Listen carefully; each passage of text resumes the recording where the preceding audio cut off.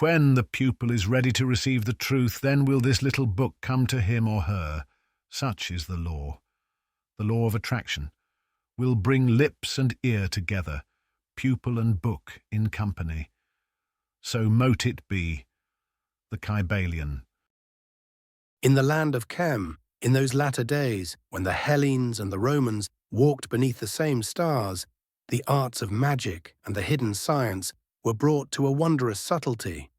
From that vanished world, there has come down to us a treasury of arcane books, which the Greeks called papyri, but which are in truth grimoires of power, inscribed in the tongues of the wise, Greek, Demotic, and Coptic, and gathered from the temples and sanctuaries of Egypt between the 2nd century before the Common Reckoning and the 5th thereafter. They guard a many-voiced chorus of incantations, invocations, and rites wherein the mortal soul seeks commerce with diamonds, gods, and the one that is hidden in all. In their pages, we hear voices calling on Isis, Osiris, Anubis, Thoth, alongside Zeus, Hermes, the powers of the planets, and long strings of angelic and divine names that sound strikingly similar to those used later in Western ceremonial magic. Thus did Chem become a mighty crossroads of enchantment, where gods met gods, and language interlaced with language, and many scattered methods were fused into one current. Out of this mingling arose a single potent, occult tradition, in which the wise sought to rule fate by knowing the hidden names. These scrolls are given that the seeker may call down the higher powers, or else raise his own light unto their sphere. In them is unveiled a perfected art of sacred operation, inclusive of the tracing of consecrated circles, the uttering of measured and ineffable words, the crafting of sigils and secret figures, the setting forth of offerings, and the weaving of invocations. Here is shown the image of the true Magus, one who stands upon the narrow bridge between the worlds, feet upon earth, brow turned toward the stars, acting as herald and negotiator with unseen intelligences, binding the lower to the higher by knowledge, will, and the sanctity of the right. Whoso has beheld the grimoires of the Middle Ages or the solemn rites of the later orders has beheld but the distant echo of an elder work. The circles of power, the conjurations, the divine names, the rulerships of the planets, all these were already written in the books of Chem. In the Greek papyrus of magic, these things stand forth whole and living, centuries before, already vibrating with force, already moving the subtle airs of the unseen. Yet as the ages unfolded, the current of thrice great Hermes did not wane, it put forth many branches. In the lands of Islam and in Christendom alike, the sons of the furnace wrote treatises under his name and hailed him as supreme master of the royal art. The Star Watchers grounded their judgments in Hermetic law, building their canons and aphorisms upon his principles, and some among them passed hand to hand little books of sayings of Hermes, brief oracles and keys by which the wise might swiftly read the script of heaven and discern the counsel of the stars. The later philosophers of the One, whom men call Neoplatonists, together with the Christian lovers of the mysteries, received from Hermes his doctrine of the divine mind, the unity of all that is, and the ascent of the soul through the spheres.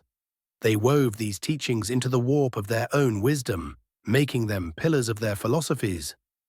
In the ages that followed, when the dawn of the new time broke upon Europe, the Rosicrucian proclamations, the rites of the Masons, and the workings of many hidden fraternities took up Hermetic signs and parables. They inscribed his symbols, his myths, and his words of power into their ceremonies. Thus, Hermes ceased to be bound to a single age. He became the ageless patron and secret lawgiver of Western esotericism itself. In the last turning of the century, the Order of the Golden Dawn laid hold upon this current and forged from it a living engine of operative magic. Their whole temple structure was reared upon the twin pillars of Hermetic Kabbalah and the images of Chem. The officers bore the names and masks of Egyptian gods. Every rite was cast as the reopening of the Nile's forgotten sanctuaries, as though the pillared halls of the old temples had risen anew, clothed not in stone, but in incense and candle flame, transplanted into the lodges of London and Paris, where the veiled mysteries of Hermes once more spoke in the tongues of mortals. In that same hour of history, there arose the teaching men now call theosophy, proclaiming an ancient secret doctrine veiled beneath all creeds. It pointed to Chem, together with India and Chaldea, as among the first and mightiest fountains of that hidden word. From occult lodges to mystical brotherhoods, the seekers turned their gaze upstream along the Hermetic current and beheld one vision: Egypt as a primal wellspring of concealed wisdom. Beneath these many forms lies a vaster occult apprehension, that there is but one hidden doctrine, flowing silently through ages and nations like an underground river of fire. The teachers of the perennial and Hermetic paths speak of this secret theology, whose first visible temples stand upon the soil of Chem, and whose stream then runs on into the profound metaphysics of India, the burning mysticism of Persia, the star science of Chaldea, the sorceries of Assyria and Babylon, the hewn myths and veiled rites of Greece, the august cults and philosophies of Rome, and even the subtle emblem systems of China and Japan. Thus is there one doctrine in many garments, one light refracted through countless sanctuaries, ever hidden, ever revealed. In the eye of inner vision, we behold a scene: youths newly come to the path, passing beneath the towering gates of a temple of Chem. There they yield themselves to the ordeals of silence, of darkness, and of inward governance. Having died to the noise of the outer world, they rise again and go forth as hierophants, unveilers of holy things, bearing within them a hidden flame which they are bound by oath and by love to carry onward through the cycles. Of these initiates, it is told that they did not alter the heart of the teaching, but only its vesture. They took the one doctrine and clothed it in many garments, that every nation might know its own reflection in the mirror of truth. Thus it shone in India as the Vedic hymns and the wisdom of the Upanishads, in Persia as the Gathas of Zarathustra and the fire-lit rites of the Magi, in Mesopotamia as the Chaldean oracles and the star-born cults, in Greece as the Orphic and Eleusinian mysteries and the high clarities of Plato, in Rome as the worship of Isis and the lore of the Stoics and the later Platonists, and farther to the east as the patterned symbols of Tao and the Dharma of the Buddha. One hidden current, many rivers, one word spoken in 1,000 tongues. For many in this latter age who tread the hidden path, this whole mystery ripens into a profound and almost intimate thanksgiving toward the masters of ancient Chem, when they bend over the table to cast the figure of the heavens, when they trace the stations of the inner alchemy, when they study the Hermetic Kabbalah, when they pace slowly through a solemn rite, or lose themselves in the heights of mystical contemplation, they feel themselves moving within forms first forged upon the banks of the Nile. For such as these, Egypt is no dead kingdom sealed in glass and numbered in catalogues. It breathes through the very weave of their daily work, in the geometry of the circle of operation, in the calling down of god forms and the sounding of sacred names, in the ankh that whispers of undying life, the winged disk enthroned above the altar, the scarab that urges upward the sun of consciousness, the all-seeing eye that gazes from within, and the scales of Ma'at that weigh each heart in secret, even the words by which they name the way: neophyte, adept, master, hierophant, carry the footfall of temple halls and the murmur of torchlit initiations written into the stone of Chem. In the inward temple of many who walk the esoteric way in these latter days, there is beheld a hidden center, a great lodge, a silent brotherhood of the initiated, and at its heart, more oft than not, the image of Chem arises. Innumerable rites and orders, by hint and by symbol, declare themselves continuations of some Egyptian mother school of the mysteries, as though every temple, every lodge, every magic circle were but a distant outpost of a far older sanctuary upon the Nile's dark, shining banks. And in the midst of this vision, one name returns like a refrain of power. Hermes Trismegistus, he is the thrice great master, the divine scribe, the father of arcane wisdom in the Hermetic line. In his person, two ancient powers are joined and sealed. From Chem proceeds Thoth, the counter of the stars, the measurer of the firmament, the keeper of the scrolls of heaven and the underworld, the sustainer of Ma'at's eternal balance. From Hellas proceeds Hermes, the swift messenger who passes unhindered between the worlds, bearer of the god's secrets and psychopomp of souls along veiled paths. In Hermes Trismegistus, these two become one indissoluble figure, a cosmic scribe and guide, at home in every realm, who writes the laws of the invisible upon the tablets of the visible and leads the seeking soul through all planes toward the One. His voice resounds through the Hermetic books, teaching of the divine mind, the begetting of the cosmos, of fate and stern necessity, of death and rebirth, and of the soul's ascent into gnosis. His presence runs as a golden thread through the writings of alchemists, astrologers, and magi, who call upon him as source, patron, and unseen master of their art. For many who seek in this age to set foot upon the path of Chem, of Hermetic lore, and of the mysteries, is, whether they know it or not, to walk within the long shadow of Hermes. In the speech of the common day, when men say a thing is hermetically sealed, they mean only that it is closed so tightly that no breath of air may enter or depart. Yet folded within that careless phrase lies a far older meaning, the memory of the seal of Hermes, the occult closure by which the work is guarded from the profane and the fire of the mysteries is kept pure, unmingled with the vapors of the world. The very word hermetic returns us to Hermes Trismegistus. In the Latin of the Middle Ages and the tongue of the early modern sages, to name a thing hermetic was not to speak of jars or vessels of glass, but of the hidden arts, the deep sciences of Hermes himself, above all the royal work of alchemy and the secret philosophy of the wise. That which we now use as a mere technical mark for tight closure once pointed to a higher ceiling, the jealously guarded wisdom of the mysteries locked against the gaze of the uninitiated. The alchemists taught that their most subtle operations could only prosper within vessels so perfectly closed that not the faintest breath of the volatile spirit might flee.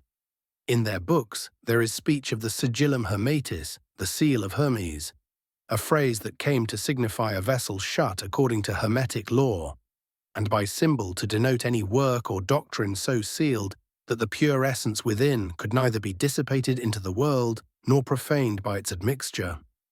By the 17th age of the world, when the art of transmutation was slowly dissolving into the new crafts of chemistry and medicine, the language of Hermes slipped quietly from the furnace into the counting house of nature. The word hermetic began to be spoken of flasks and jars, of vessels shut so that neither air nor vapor might pass their bounds. Hermetically sealed became a term of the laboratory, a sign of closure in the realm of gross elements. Thus, the savor of mystery waned, leaving a meaning merely physical.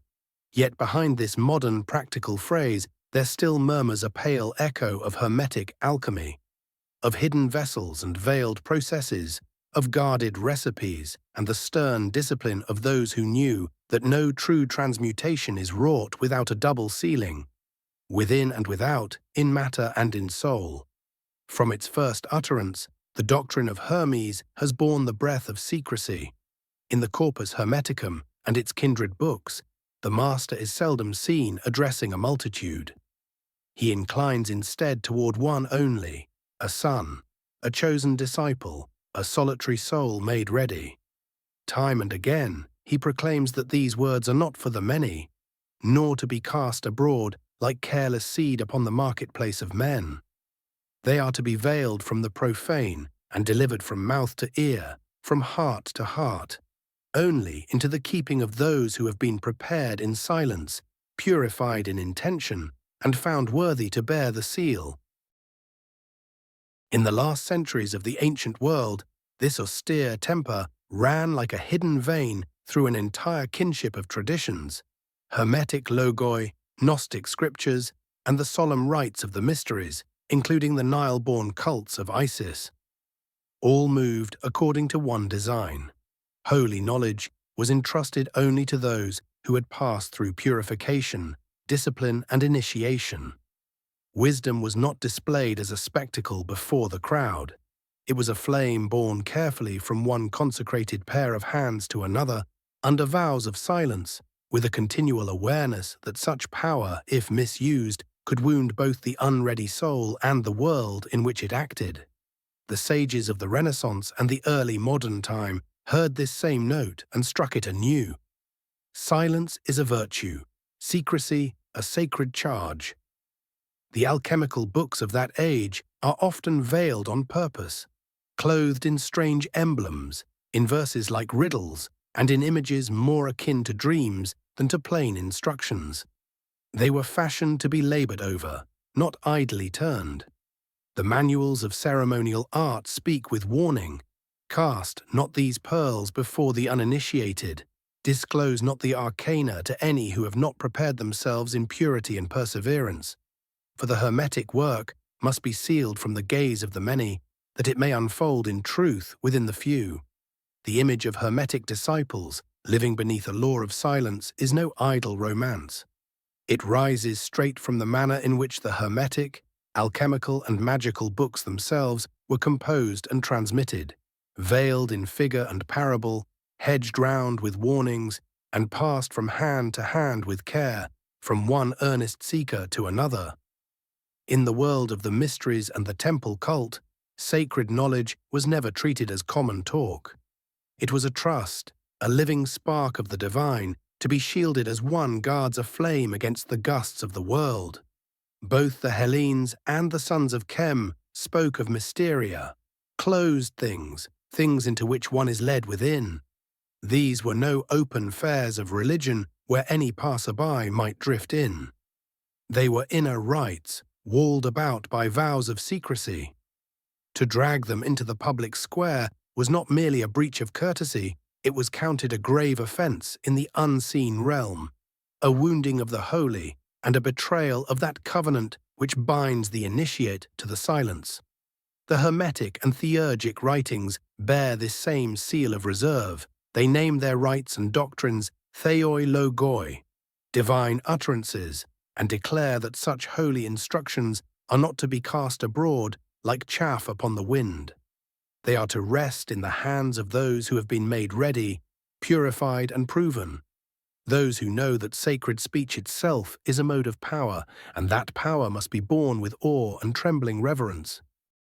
Iamblichus, the Neoplatonic sage, who wrote of the theurgy fashioned in the likeness of Egypt, spoke without veil.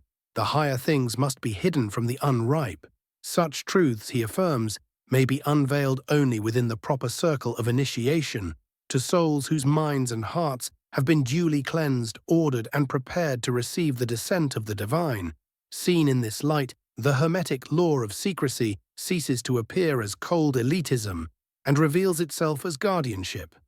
The doctrine is beheld as a living flame, brilliant, perilous, and not to be flung into the mire or left where heedless feet may stamp it out. It is veiled that it be not mocked, distorted, or hammered into a weapon in the hands of the unwise. Silence becomes a priestly act, a way of honoring the potency of the gnosis itself. This same axiom rises beneath sayings many know from the Christian scriptures. Cast not your pearls before swine is a hard word, yet clear. Deliver not the holy into hands that will but trample and defile it. And when the teaching speaks of milk for babes and strong meat for men, it shows doctrine as a graded nourishment, soft sustenance for the newborn soul, more solid food for those whose inward digestion has been strengthened by trial. Thus is the Hermetic word given in measure, lest the weak be harmed and the strong be burdened beyond their strength. The wise among the esoteric authors discern in such words the echo of a far older pattern of initiation. They tell of outer teachings for the many and inner teachings for the few. In their sight, the Hermetic schools, the Pythagorean circles, the gatherings of Plato, and the temple colleges of Chem all move by one and the same law. Without, a visible veil of myth, right and moral counsel for the multitude. Within, a hidden current of deeper doctrine and immediate vision for those who are willing to pass beyond the threshold. From within this frame, the sayings of the Christ are read as latecomers in an ancient procession, a new voice uttering an old way. They are taken as a fresh expression of the graded method, which, so these seers affirm, already lived in the Hermetic and Egyptian houses of wisdom long before. A discipline in which no man is drowned in knowledge, but each is given the measure that he can bear, according to the stature and thirst of the soul that dares to ask. Even the very bodies of the ancient temples proclaim this graded law, inscribed not in ink, but in stone. The sanctuaries of Chem were cast in ordered zones, as though each chamber were a step in an unseen initiation. The outer court stood open beneath the sky for the common worshippers, full of light and motion and the public rites of the people. Passing inward, the air grew dimmer, heavier with unseen presence. The inner halls were the domain of the priests alone, where the gods were served in nearer fashion, and every act was bound to strict and sacred rule. At the inmost heart, there lay the most secret chambers, narrow, dark, and jealously warded, where only the highest grade of the priesthood might tread, and that but at appointed seasons, when the wheel of the holy year reached its gravest turn, and the mysteries demanded their most solemn celebration. As with the stones, so with the knowing, it was laid out in tiers. The books of rite, the charts of the stars and their courses, the secret diagrams of the cosmos, the words of spell and the most subtle meditations of theology were not cried aloud from the temple steps. They were held within priestly circles and given only into the hands of the chosen. To pass each inner gate of the house was, in truth, to pass another gate of understanding. Each threshold of stone mirrored a threshold of the mind. In the ages that followed, the Hermetic, Rosicrucian, and occult fraternities took up this ancient pattern and rebuilt it in a subtler element, as though re-erecting the temple in invisible form. They ordered themselves by degrees and grades, each marked by its own vows, signs, rites, and carefully portioned teachings. The neophytes, newly come to the gate, received only the first draft, enough to awaken them, to turn their faces toward the light, yet not so much as to unseat their inward balance. Those who proved themselves steadfast through time, the adepts and masters, were summoned further within and charged with more immediate and fiery modes of instruction and work. Thus, the temple rose again, not in sandstone and granite, but in souls aligned by order, tested by oath, and illumined by gradated gnosis. The ancient word, milk for babes, strong meat for men, strikes the very core of this ordering in a single blow. It names the manner in which the graded teaching has moved from the age of stone sanctuaries and veiled holy places into the later lodges and hermetic houses. One and the same wisdom, yet poured forth in differing potencies, according to the ripeness and vigor of the soul that dares to partake. Magic and occult technique reached an extraordinary refinement in Egypt, especially during the Greco-Roman era. From this world, we inherit the Greek magical papyri, which are spellbooks in the truest sense. Written in Greek, Demotic and Coptic, and compiled from Egyptian settings between about the 2nd century BCE and the 5th century CE, they preserve a dizzying mix of spells, invocations, and rituals. In their pages, we hear voices calling on Isis, Osiris, Anubis, Thoth, alongside Zeus, Hermes, the powers of the planets, and long strings of angelic and divine names that sound strikingly similar to those used later in Western ceremonial magic. Egypt had become a vast magical crossroads, where gods, languages, and techniques from many worlds blended into a single potent occult tradition. These papyri are intended either to summon higher powers or elevate the magician's awareness to them. What they reveal is a fully developed ritual technology that includes consecrated circles, precise spoken formulas, sacred diagrams and symbols, offerings, invocations, and a clear understanding of the magician as someone who stands between worlds, negotiating with invisible forces. If you've ever seen a medieval grimoire or a Golden Dawn-style ceremony, you've seen the echo of this Egyptian system. Circles, conjurations, divine names, planetary forces. It's all there in the Greek magical papyri centuries earlier, already humming with power. As the centuries rolled on, the influence of Hermes, Trismegistus, and the Egyptian stream didn't fade, it branched. Alchemists in both the Islamic world and Christian Europe wrote treatises in his name and cited him as their highest authority in the art. Astrologers grounded their rules and aphorisms in Hermetic principles, and some even circulated collections of sayings of Hermes as cheat sheets for reading the stars.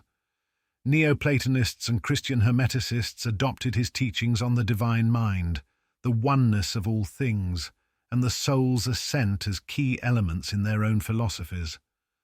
Later, in the early modern era, Rosicrucian manifestos, Masonic rites, and numerous secret societies incorporated Hermetic symbols, myths, and phrases into their rituals. By then, Hermes was no longer just a figure from late antiquity. He had become a kind of timeless patron of Western esotericism itself. In the late 19th century, the Hermetic Order of the Golden Dawn took this legacy and turned it into a working magical engine. Its entire ritual system was built on Hermetic Kabbalah and Egyptian symbolism. Temple officers carried the titles of Egyptian gods, and every ceremony was framed as a revival of ancient Nile mysteries, as if the old temples had been reborn in candlelit lodges in London and Paris. Around the same time, theosophy emerged, teaching of an ancient secret doctrine behind all religions, and pointing to Egypt along with India and Chaldea as one of its earliest and most potent centers. From occult lodges to mystical societies, these movements all turned their gaze backward along the Hermetic stream and saw the same thing: Egypt as a primary wellspring of hidden wisdom. Beneath all of this lies a larger esoteric vision, the idea of one hidden doctrine flowing quietly through many ages and many lands. Perennial and Hermetic writers speak of a secret doctrine, an ancient theology that begins in the temples of Egypt and then winds its way into India's deep metaphysics, Persia's blazing mysticism, Chaldea's star lore, the magic of Assyria and Babylon, the sculpted myths and mystery cults of Greece, the imperial religions and philosophies of Rome, and even the intricate symbol systems of China and Japan. In our imagination, we can almost see it.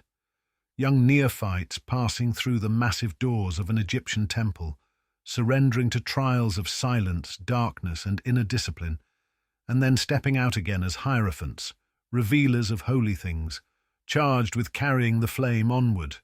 These initiates, the story goes, did not change the core teaching, but they did change its clothing. They took the one doctrine and wrapped it in different garments so that each people could recognize it as its own. It appeared in India as the Vedic hymns and the Upanishads, in Persia as the Gathas of Zarathustra and the Magi's fire rites, in Mesopotamia as the Chaldean oracles and astral cults, in Greece as Orphic and Eleusinian mysteries and the subtle heights of Platonic philosophy, in Rome as the cult of Isis and the teachings of Stoics and Neoplatonists, and further east as the symbolic languages of Taoism and Buddhism. One current, many rivers. For many modern students of the occult, this whole story builds into a deep, almost personal sense of gratitude toward the masters of ancient Egypt. When they sit at a desk, casting charts, tracing the stages of inner alchemy, studying Hermetic Kabbalah, walking through a ceremonial ritual or losing themselves in mystical philosophy, they feel they are moving inside forms and patterns first hammered into shape along the Nile. Egypt, for them, is not a dead civilization fenced off behind museum glass. It breathes in the daily fabric of their work, in the very geometry of the ritual circle, in the summoning of god forms and the intoning of divine names, in the ankh that suggests undying life, the winged sun that crowns the altar, the scarab that pushes the sun of consciousness upward, the all-seeing eye that watches from within, and the scales of Ma'at that weigh every heart. Even the language they use for the path, neophyte, adept, master, hierophant, carries the echo of temple corridors and torch-lit initiations on Egyptian stone. In the imagination of many modern esotericists, there stands a hidden centre, a great lodge, a silent brotherhood of initiates, and at its heart, more often than not, they picture Egypt. Countless rites and orders quietly suggest that they are, in some way, continuing the work of an Egyptian mother school of mysteries, as if every temple, lodge and circle were an outpost of a much older sanctuary on the banks of the Nile. At the centre of this whole vision, one name returns again and again: Hermes Trismegistus. He is the thrice great master, the scribe of the gods, the father of occult wisdom in the Hermetic tradition. In him, two ancient powers are fused. From Egypt comes Thoth, who counts the stars, measures the sky, keeps the records of heaven and the underworld, and maintains the balance of Ma'at. From Greece comes Hermes, the agile messenger who slips between worlds, carries the gods' secrets, and guides souls along hidden paths. In Hermes Trismegistus, these two become one figure, a cosmic scribe and guide at home in every realm. His voice echoes through the Hermetic texts, speaking of the divine mind, the birth of the cosmos, fate and necessity, rebirth, and the ascent of the soul into gnosis. His presence runs like a golden thread through alchemical, astrological, and magical writings that invoke him as their source and patron. For many seekers today, to explore Egypt, Hermeticism, and the mysteries is to walk, consciously or not, in the long shadow of Hermes. When we call something hermetically sealed today, we usually mean nothing more mysterious than airtight, shut so completely that not even a whisper of air can slip in or out. But hidden inside that casual phrase is a very old layer of meaning. The word hermetic goes back to Hermes Trismegistus. In medieval Latin and early modern English, to describe something as hermetic was not to refer to jars or glassware, but to the secret arts, the profound sciences of Hermes himself, particularly alchemy and occult philosophy. What we now use as a technical term for tight sealing once pointed toward tightly guarded wisdom, locked away from the uninitiated. Alchemists once believed that some of their most delicate operations could only succeed inside containers sealed so completely that not the slightest breath of subtle essence could escape. In their writings, we find mentions of the sigillum hermetis, the seal of Hermes, a phrase that came to symbolize a vessel shut in strict accordance with Hermetic principles. By the 17th century, as alchemy slowly blended into early chemistry and medicine, this language slipped into the laboratory. Hermetic began to describe airtight flasks and jars, and hermetically sealed became a technical term for containers closed against air and vapor. The mystical flavor faded, leaving a purely physical meaning. Yet behind that modern, practical phrase there still lingers a faint echo of the world of Hermetic alchemy, with its secret vessels, guarded formulas, and the fierce discipline of those who believed that true transformation required both inner and outer sealing. From the very start, Hermetic teaching has carried the scent of secrecy. In the Corpus Hermeticum and related texts, Hermes is almost never preaching to a crowd. He speaks instead to one listener at a time, a son, a disciple, a single soul ready to hear. And he makes it clear, these are not teachings for the many. They are not to be scattered like seeds on a busy street. They must be guarded from the profane and entrusted only to those who are prepared. In late antiquity, this attitude ran through a whole family of traditions. Hermetic treatises, Gnostic writings, and the ceremonies of mystery cults, including the Egyptian-rooted mysteries of Isis. All followed a similar pattern. Sacred knowledge was passed on only to those who had undergone purification, discipline, and initiation. Wisdom was not a public spectacle. It was a flame handed carefully from one pair of consecrated hands to another, under vows of secrecy, with an ever-present sense that such power, mishandled, could harm both the unready and the world around them. Renaissance and early modern occult writers picked up this same chord and struck it again and again. Silence is a virtue, secrecy a duty. Alchemical books from that era are often intentionally cryptic, wrapped in strange symbols, poetic riddles, and images that seem more like dreams than instructions. They were meant to be puzzled over, not casually skimmed. Manuals of ritual magic warn the practitioner explicitly, do not cast these pearls before the uninitiated, do not reveal the arcana to those who have not prepared themselves. The picture of Hermetic students living under a law of secrecy is not just a romantic invention. It grows directly out of the way Hermetic, alchemical, and magical texts were actually written and passed on, veiled, guarded, and carefully handed from one serious seeker to another. In the world of mystery cults and temple religion, sacred knowledge was never treated as casual information. It was a trust, something to be guarded as carefully as a flame in the wind. Both Greek and Egyptian traditions spoke of mysteria, literally closed things, or things into which one is initiated. These were not public festivals, open to anyone to wander in. They were inner rites, shielded by vows of silence. To expose them openly was not just bad manners. It could be seen as a grave spiritual offense. Hermetic and theurgic texts carry the same attitude. They describe their rituals and teachings as theoi logoi, divine words, and insist that such holy instructions are not to be scattered indiscriminately. They belong in the hands of those who have been prepared, purified, and tested, those who understand that sacred speech itself is a kind of power, and power must be handled with reverence. The Neoplatonic philosopher Iamblichus, writing about Egyptian-style theurgy, was crystal clear. The higher things must be hidden from those who are not ready. Such truths, he said, can only be revealed inside the right initiatory setting, to minds and hearts that have been properly prepared. In this light, the Hermetic insistence on secrecy stops looking like elitism and starts looking like protection.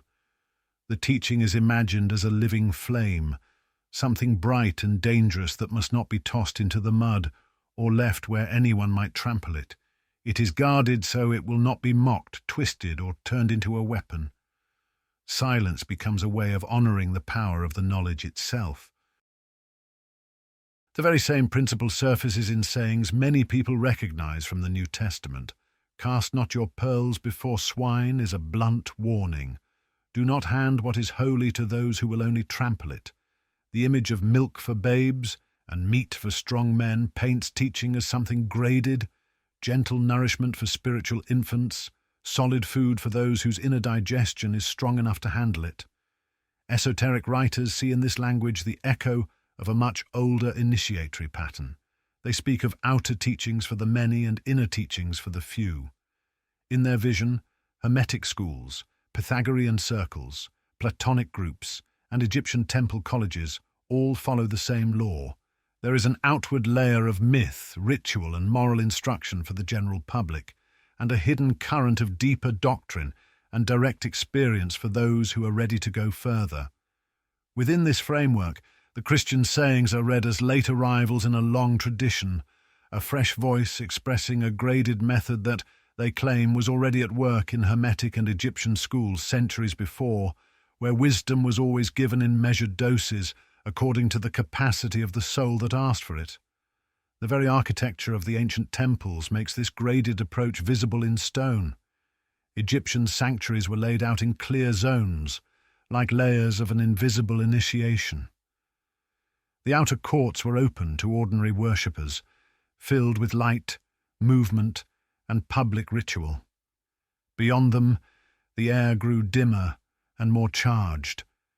Inner halls belonged to the priests alone, where the gods were served in a more intimate, carefully regulated way.